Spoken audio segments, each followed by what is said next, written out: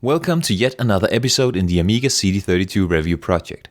The game in question this time is Brian the Lion, developed by Reflections and published by Psygnosis in 1994.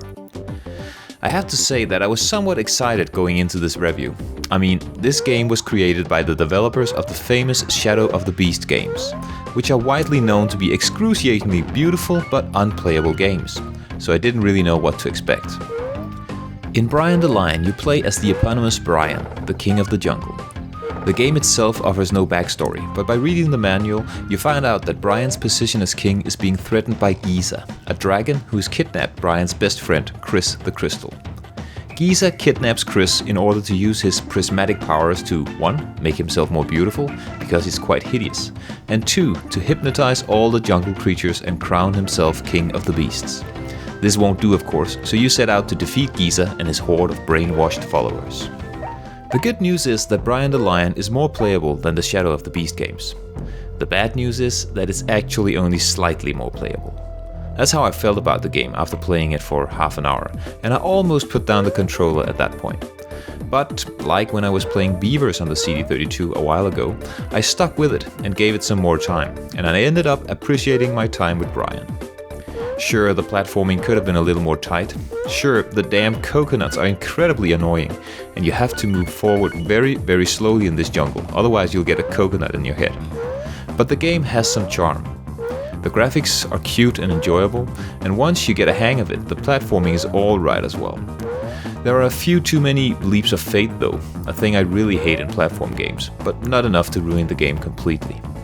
Brian has some special abilities that you can switch between. A roar that stuns some enemies and blows others off the screen altogether. A speed power-up that makes him run faster. And a jump power-up that makes him jump higher and further. These abilities can be upgraded throughout the game, but in the early stages that I played, they weren't that important. It's a nice touch though, and something you'll surely make use of further on in the game. But let's take a look at what the reviewers back in the day had to say about Brian the Lion. Amiga Power really hated Brian the Lion and spent all of their 2-page review talking about what they dislike in the game. They give it a 42% score, writing that it's desperately trying to be Super Mario World, with a similar world structure based on finding different exits from each stage. But Reflections have made exactly the same mistake that almost everybody makes when they try to copy the Super Mario games.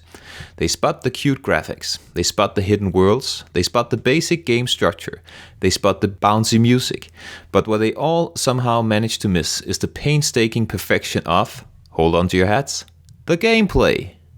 Amiga Format didn't like Brian's game either, and they gave it a 49% score, writing that Brian the Lion is certainly big enough and bold enough to stave off the fiercest competition, but unfortunately it's also boring enough to send you to sleep.